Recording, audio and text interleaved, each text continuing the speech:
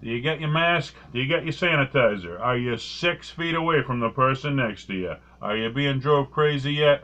This is the new normal in the world we live in. This is Funny Like a Clown podcast.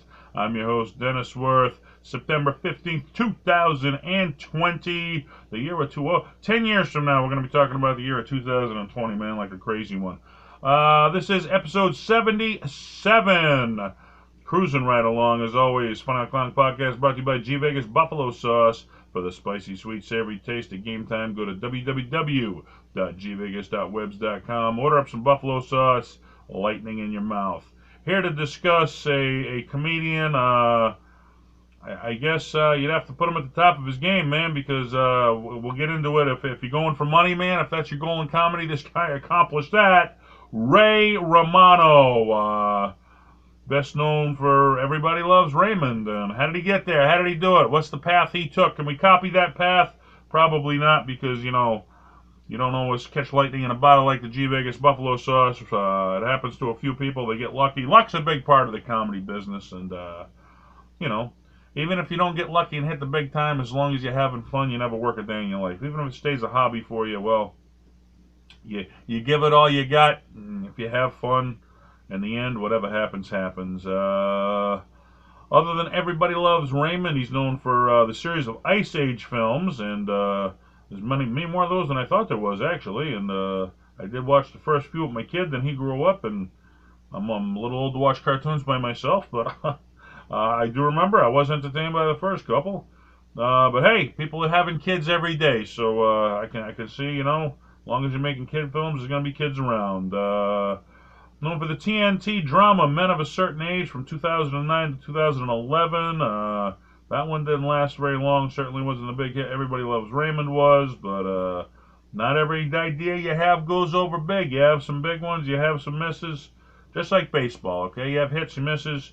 Even Michael Jordan missed a jump shot every now and then in basketball, so, but man, you remember him for the ones he made, don't you? And you remember Ray Romano for all the big stuff that he did. 2012 to 2015, he was doing a show called Parenthood. 2017, The Big Sick. 2019, one of my personal favorites. He was lucky enough to be in The Irishman. And, I mean, yeah, he's at the top of his game. Everybody loves Raymond, and everybody, and the Ice Age film series. And but can you imagine? I mean, he had to go for this, okay? He had to go to be in The Irishman, because can you imagine your agent calling you up and saying, yeah, you got the role. Which role? Oh, the role with Martin Scorsese, Robert De Niro, and Joe Pesci. Okay, I mean, yeah, okay. What hidden camera TV show am I getting punked here? Sure, I'm gonna be working with those guys. I mean, those are the legends of film itself, right there, man. And you get the call to be in a movie with those guys, that's Godfather status right there, okay? You kiss the rings on Ray Romano's hand when you're in a movie like that. Joe Pesci was actually retired for that movie. He came out of retirement to film another movie with De Niro and Martin Scorsese, and man, you had a chance to be in that. Ray must have made some phone calls and said, hey, can you get me in? And, you know, you want the younger generation, I guess, to be involved in the movie, and everybody knows the legends they are, the older generations. You get the older generation, the younger generation, and what a genius idea and movie it was. And he played a serious role in that, where, most of his stuff, Ice Age was a comedy, Everybody Loves Raymond was a comedy. Well, he got away from the comedy, played a serious role in The Irishman, and he pulled it off, too. It was believable, man, because, you're looking, there's Ray Romano from Everybody Loves Raymond, man. You're expecting the funny Ray, but he didn't show up. He played the serious role, and he pulled it off. You actually, it didn't take away from the movie. You remember him from Everybody Loves Raymond. You bought into the role he was playing, so hats off to him for turning into a serious actor later on in his career. Let's see, I guess the present, he's been a part of the Get Shorty comedy since 2017. How did the guy get his start? It's always interesting here, pal. How did people get their start in comedy, okay? And we've had some crazy ones on here, ways you wouldn't have thought people got their start. I guess this guy took the more traditional road. In 1989, he was part of the Johnny Walker Comedy Search, and that was directed by Saturday Night Live film producer alumni. And he appeared on the Comedy Channel. and apparently he got noticed. Got himself on Comedy Central, and Star Search. Okay, now if anybody, the younger generation, don't know what Star Search is, that was the American Idol of our time. Okay, before American Idol, they had Star Search with Ed McMahon hosted the thing, and they bring on local talent. If you won Star Search, man, it was how many stars you could get. It was, I think it was 1 through 5 stars. If you got 5 stars, you knocked it out of the park. So, but just just getting on a TV show like that, the recognition, whether you win it or not, you get noticed. I've said it before. Most contests are rigged, but you do them just to get seen, okay? Because even if you don't win, there's a whole lot of people watching you there, and it's a good way to get noticed. Here's one I didn't know. This was probably the most surprising thing I knew about him because I was a fan of the show. He was supposed to be on news radio, but he got beat out by Joe Rogan, the other comedian, for the role. So the role that Joe Rogan played on news radio was originally supposed to go to Ray Romano, and then Joe Rogan beat him out for that role. So who knows the path his career would have took had he taken the gig on news radio. But hey, Joe Rogan, he's gone on to do some big stuff. I don't think he's hurting for nothing. There's another guy, Joe Rogan. We got to do a podcast about him sometime because everything that guy touched just turned to gold. Fear Factor, from news radio to Fear Factor to UFC fighting to a podcast that I could only hope to touch with Funny Like a Clown podcast. The success that he's a great guy to look up to, man. You try to model yourself after the people who succeed because that's the path that people like. All right, so being on Star Search, being on Comedy Central led to a bigger thing, being on The Late Show with David Letterman. He got to perform some stand-up comedy on there. And like I said, guy got noticed, man. I don't know if he won or not, but he got noticed. Getting on The Late Show with David Letterman, somebody's watching you. Once he got on Letterman, okay, he made his ties with CBS, okay, because that's what Letterman was on at the time, was CBS, and I always say that about comedy, and I can't stand the young comics who don't get it, okay? They show up like right before their set, they do their set, and then they take off from the show, okay? And you're never gonna make it in this career doing that. You're never gonna get booked doing that, okay? You want to make, because somebody once said that about 90% of the gigs they got from other comics. They didn't get them from bookers. They got from other comics, putting on shows, okay? Yeah, occasionally you get booked by a big booker or something, but you want to get on a lot of shows. Most of the ones you're going to get on are from your comedy friends because everybody's doing something and you get your friends in on it. And, that's why you show up to a comedy show early. You don't get there right on time. That's why you're supposed to be a half hour early because you talk with the other comics for a half hour. Hey, what do you got going on? What do you got going on? Can you get me in on that? Sure. Can you get me on yours? Sure. That's how you make connections. After the show's over, you don't leave after your set. You stay until the show's done. You support the show because that's who's going to get noticed, the people who stick around and support the shows. That's the one who's going to get the next big gig, is the guy who stuck around, not the guy who took off early. After the show, you mingle. You talk to the other comics. You talk to the bookers. That's how you make the connections. Ray Romano, he was smart enough, made some connections with CBS from being on the Letterman show. And what happens when you make connections with CBS? You get your own show called Everybody Loves Raymond with CBS. 6 Emmy nominations for lead actor. One in 2002. Also, other than getting the 6 Emmy nominations and winning in 2002, the show won 2 more. Him for an actor was nominated for 6. He won 1. The show itself in 2003 and 2005 won 2 more. I think it was Best Comedy Series. Yeah, everybody was tuning into this show, man. I mean, this was like the big show of the time. Big hit, and it's not easy to have a big hit on television, man. Once you get it. I remember Three's Company. There was the original landlord was the Ropers, and the show was such a big hit, they offered the Ropers their own show, and the guy playing Mr. Roper said, I don't want it. They're like, everybody wants their own show. He's like, well, I don't. Like, well, why not? He's like, well, this is a big hit. This show, Three's Company, it's going to last for a bunch of years. I want to be a part of that. If I get my own show when it bombs, I'm out of the business. So it's like, so it's not easy to get a hit show. When you get it, man, you don't leave it. That's why I hate these bands. They bust their ass, they hit the big time, they finally make it, then they break up. It's like everything you work for, you get, and now you're gonna break up because of your petty differences. But stupid move. Take the smart move, not the stupid move, man. Let's see. In 1998, he was asked to do the opening monologue at the White House Correspondents Association dinner. Now, if you're getting invited to the White House, okay, not everybody gets invited to the White House as a comedian, okay? You've never seen Andrew Dice Clay go open at the White House, did you? No, because you got to be a clean comedian. You got to play into the politics, and this guy, he did it clean. He did it the family way.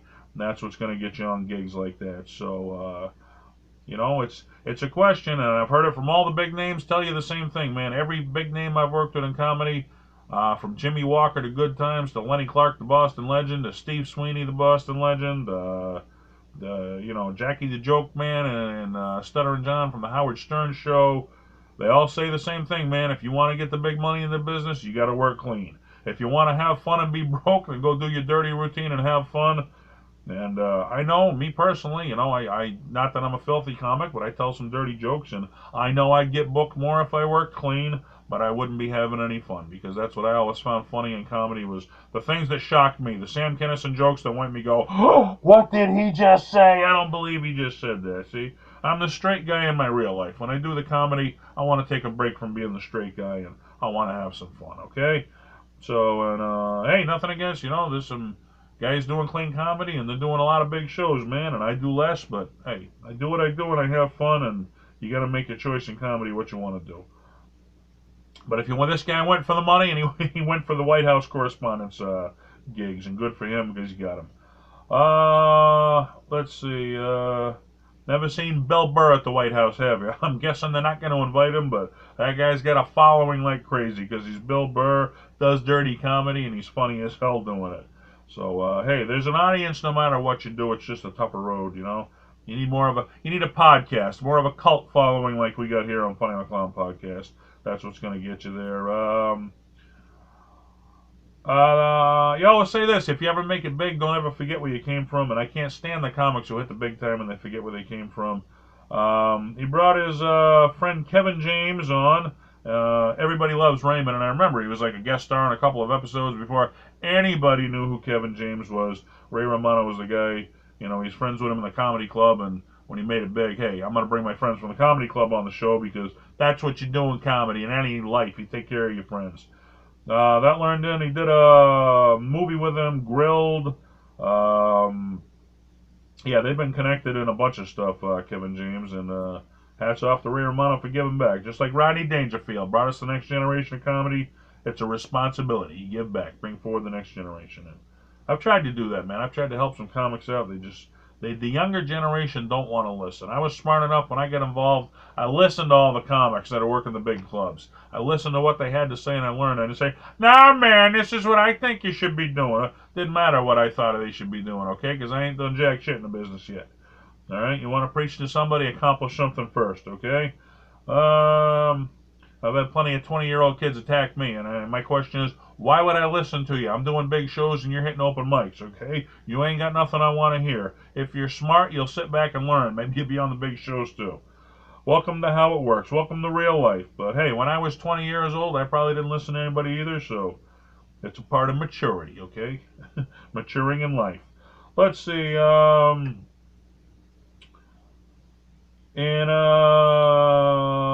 the 2000th episode of Who Wants to Be a Millionaire, he was a celebrity guest on that show, and I guess he went on there to play for his charity, and that show wasn't on long, Who Wants to Be a Millionaire, but it was such a big hit, and it was such a big hit they oversaturated it. It was on once a week, and everybody tuned it in, and hey, how come we put it on twice a week? Put it on 3 times. We'll put it on every single night, and then they burnt the show up, but I guess they made their money before they burnt it out, and if you get Everybody Loves Raymond showing up to be on it, then you're certainly at the top of the game.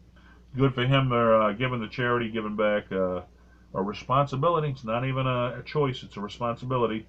2004, okay, now, if you take every show that's ever been on television, in 2004 he became the highest paid actor in the history of television for Everybody Loves Raymond. They were giving him the biggest paycheck ever. And how much was he making? Well, we don't know exactly how much he was making, but let's say this. The show broke records for the highest revenue ever for a sitcom, grossing $3.9 billion. Not million, $3.9 billion. So everybody's tuned in. You can charge the sponsors a whole lot of money to advertise them because people are watching. And, it sounds like a lot of money, $3.9 billion, but the cost of doing the show, hey, the sets, the actors, or, paying him, the highest paid actor of all time. I mean, it's not cheap. I'm doing a small budget movie right now called The World Needs a New Superhero. We're in filming right now. And I'm spending thousands of dollars just on a small budget movie, okay? So I'm spending thousands on a small budget. Can you imagine how much it costs to produce a show like Everybody Loves Raymond? I mean, yeah, you're making a lot of money, but yeah, you're spending a lot of money too. And nobody was going broke over there, but that's what you're in the business for. To hit the big time, bam, they hit it with that show. He was another celebrity on The Price is Right, one of the all-time game shows of all time, for Bob Barker's 80th birthday special. So, man, that's something else right there. That had to be after Bob Barker retired right there, and but yeah, Price is Right, still The Price is Right, man. Sure. Get on that show, pay tribute to Bill Barker, make some more money for charity, and hey, who wants to be a millionaire? Bob Barker's Price is Right 80th birthday special. Come on. This is all big time stuff we all dreamed we were doing as a kid. Man, if I could get on that show, Well, he got on the show.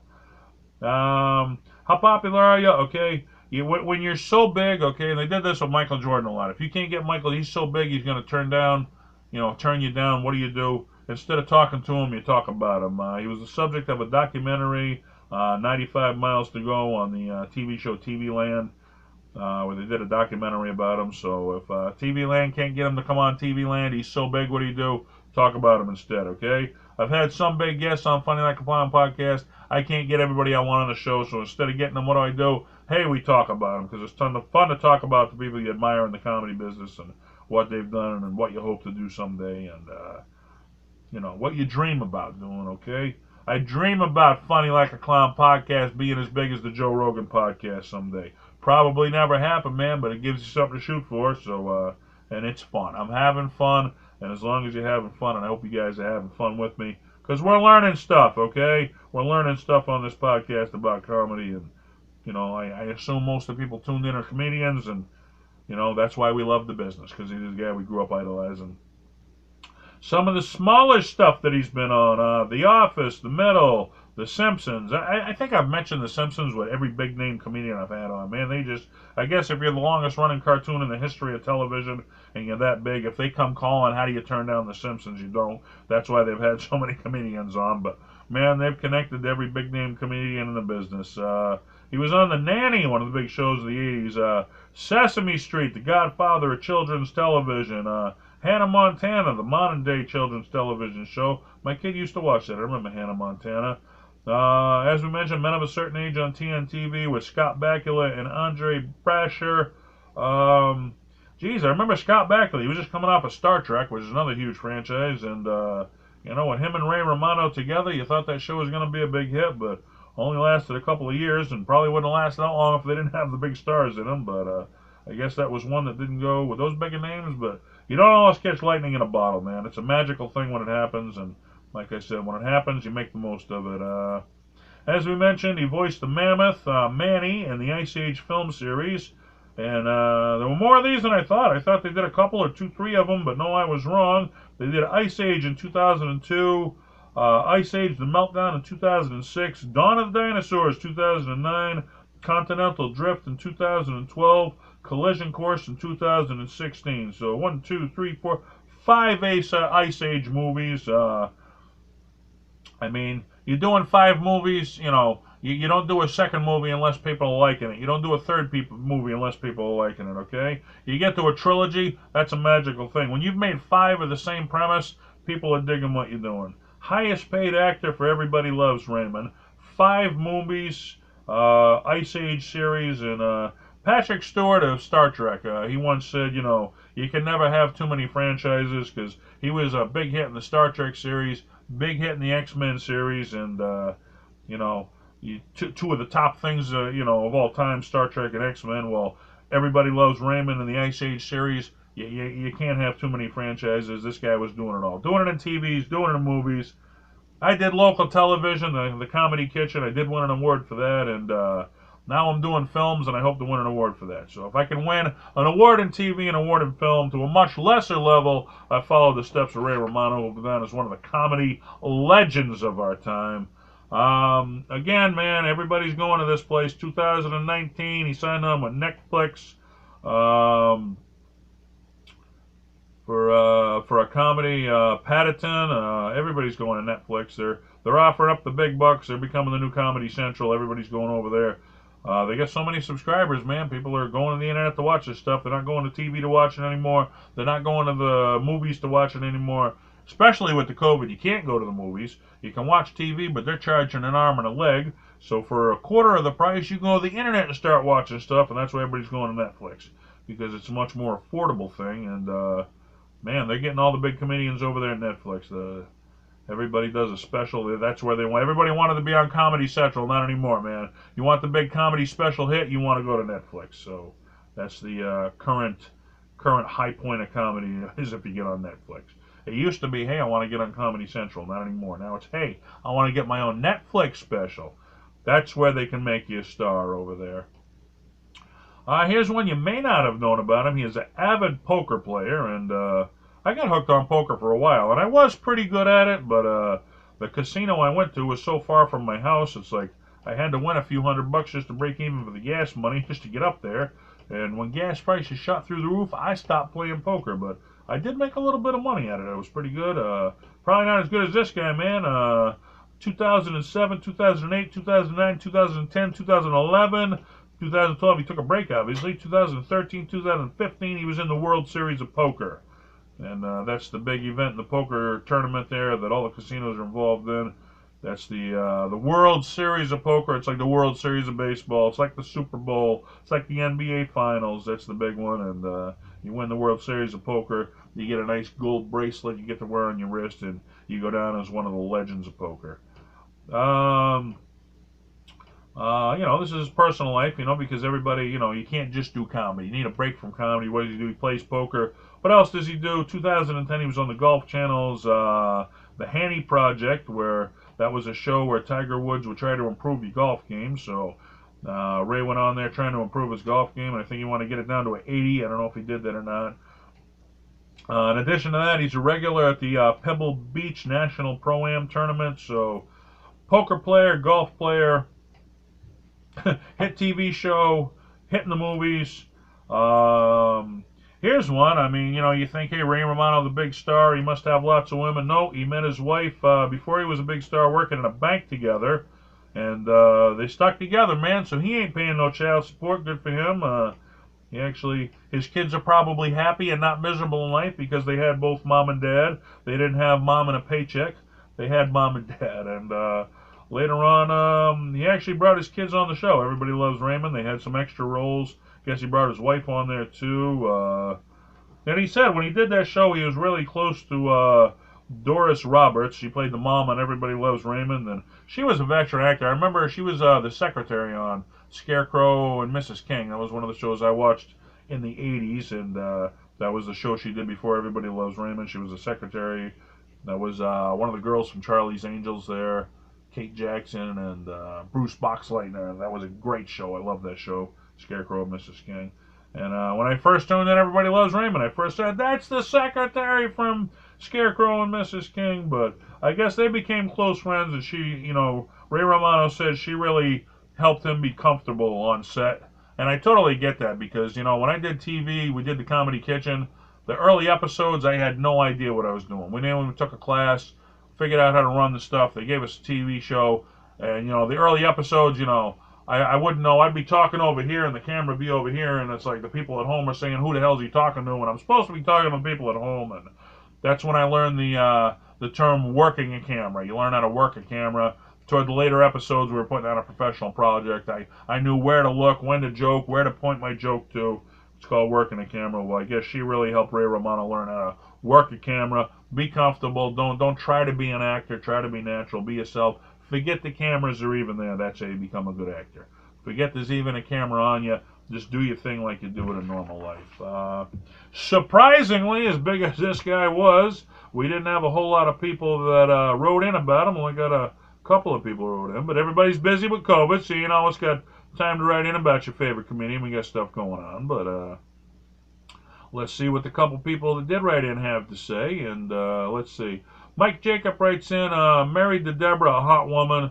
And yeah, Mike's a friend of mine. He's a horny old man. He's the guy you keep the kids away from. It's crazy Uncle Manolo. I'm messing with him. he is a little bit of a crazy guy. But that wasn't his real wife, Mike. It was just on the show. But let's see. Lisa Carey Hignan. She ate a fly. That sounds like it must have been one of the episodes where somebody ate a fly and everybody revolves around him. Maybe it was a joke of his. I do remember from his stand-up career one of my favorite jokes. It's his joke. I'm not trying to steal it, but he did a joke about how prostitution was legal in Vegas. He's like, the only downfall of Vegas is so damn hot out there. But he said, I'd rather be, in Vegas in 110-degree weather than back home in 70-degree there. You know why? Legalized prostitution. I cracked up. It was such a funny joke, such a funny premise. Making connections, man. This guy, got his opportunity, made the most of his opportunities. I remember my first big shot was when I first got Steve Sweeney. He was a Boston legend, and we got him to agree to come on the Comedy Kitchen. I was so thankful that he did it, he didn't walk in the door and I said, yeah, I'm a big shot TV guy, you showed up, I'm going to tell you to do things. No, hey, Steve, thank you very much for showing up. I appreciate you taking the time. Never talk down to the people in front of you in this business, and I wish the 20-year-old kids learned that, but hey, when I was 20 years old, I was doing stupid shit too. So I guess with age comes wisdom, and Ray Romano, very wise guy, made the most of his opportunities, went on to be, the highest paid guy ever, and I guess if people are ever bragging to you how big of a comic you are, you say, yeah, what's your paycheck? Oh, okay, well, here's mine, highest paid actor ever, and boom, that kind of ends the conversation right there. Let's end the conversation on that note, I guess. Funny Like Clown Podcast, man. Learning the stuff about comedians. Tell your friends, tell your neighbors. Tune in, because hopefully everybody's got a favorite comedian, and if we have done a episode about your favorite comedian, to learn some stuff you didn't know about them, and if we haven't done a podcast yet about your favorite comedian, write into the show, and hopefully we get to them soon, because we're gonna go for the big Comedy Central 100 greatest comedians of all time list, and we're gonna go off that and do some more. Hopefully we hit your favorite comedian. Tell your friends, because they got a favorite comedian too. Tell somebody a joke. Keep laughing. Laughter is the best medicine. Till next week, laugh.